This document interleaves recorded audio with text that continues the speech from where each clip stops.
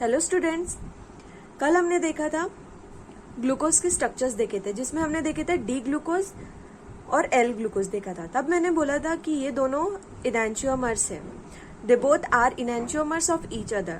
ठीक है, तो ये इनैंशियोमर्स क्या होता है?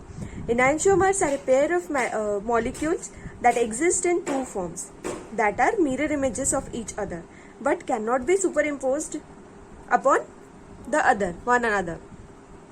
तो ये दोनों इनैंशियोमर्स हैं, बट ये सुपर इम्पोज नहीं है। ठीक है, सो हमने यहाँ पे मिरर इमेज, यहाँ पे मिरर लगा दिया। ठीक है, तो जैसे कि आप देख रहे हो ये OH है, यहाँ पे भी OH है, H के सामने H है, OH के सामने OH है, यहाँ पे भी इसके सामने OH है। तो ये हो गया इसका मिरर इमेज। बट ये सुपर इम्पोज्ड है क्या? नहीं है, ये सुपर इम्पोज नहीं है। ठीक है, कैसे? ये देखिए, ये दोनों स्ट्रक्चर्स हैं, तो ये मिरर इमेजेस है।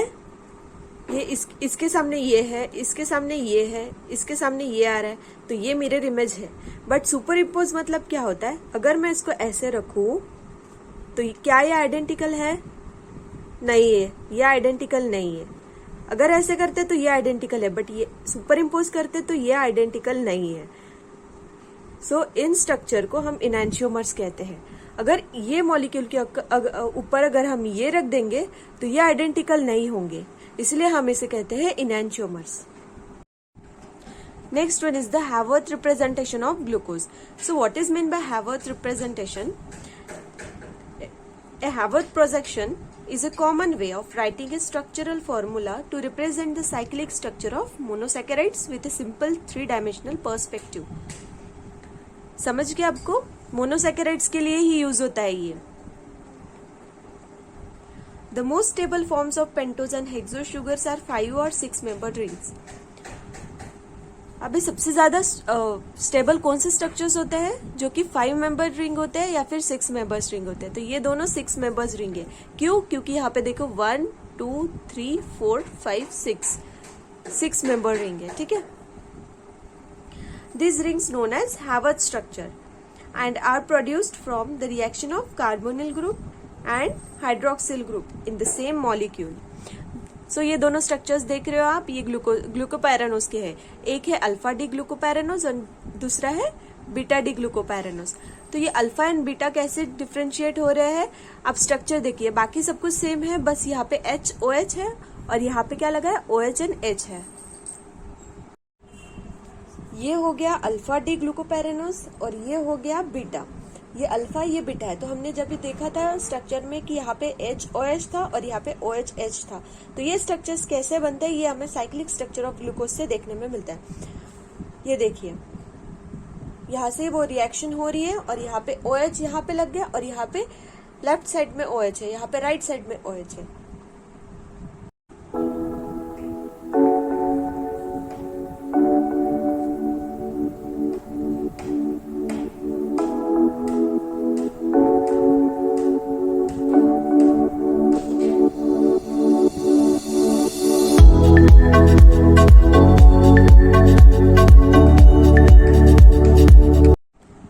ये कुछ टर्म्स है जिन्हें हमें याद रखना है अच्छे से, ये एग्जाम में भी आते ही है। So first one is starch. It is A polymer of glucose and consist of 2 components, that is amylose and amylopectins. So what is meant by amylose? Amylose, it is a water soluble component. ये क्या है? water soluble component है। It is a long unbranched chain polymer. ये आपको structure में दिखा दूंगी कि अनब्रांच कैसे होता है। It contains 200 to 1000 alpha D glucose units held by a alpha glycosidic linkages involving C1 and C4 glycosidic linkage. अब ये C1 and C4 क्या है? ये है कार्बन। जैसे कि मैंने रिंग दिखाई थी आपको एक, उसमें हमने कार्बन को नंबर किया था 1 2 3 4 5 and 6। तो ये क्या बोल रहे हैं कि C1 and C4 का ग्लाइकोसिडिक लिंकेज हो रहा है, मतलब C1 and C4 ये ग्लाइकोसिडिक बॉन्ड से कनेक्टेड है। ठीक है, नेक्स्ट आता है amylopectin. It is a water insoluble component. Amylose क्या था?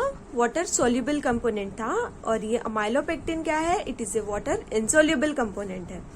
It is branch chain polymer. ये ब्रांच्ड है और अमाइलोज क्या था, अनब्रांच चेन था। It forms chain by C1 C4 glycosidic linkage, whereas branching occurs at by C1 C6 glycosidic linkage. इसमें branching कहाँ पे हो रही है, कार्बन 1 एंड कार्बन 6 के बीच में हो रही है। It constitutes about 80 to 85% of starch. Amylopectin 80 to 85% of starch constitute करता है। Next one is cellulose. It occurs exclusively in plants. इनके पिक्चर्स मैं दिखाऊंगी आपको, मतलब आपको अच्छे से समझ में आ जाएगा मैं किसके बारे में बात कर रही हूँ। नेक्स्ट आता है ग्लाइकोजन।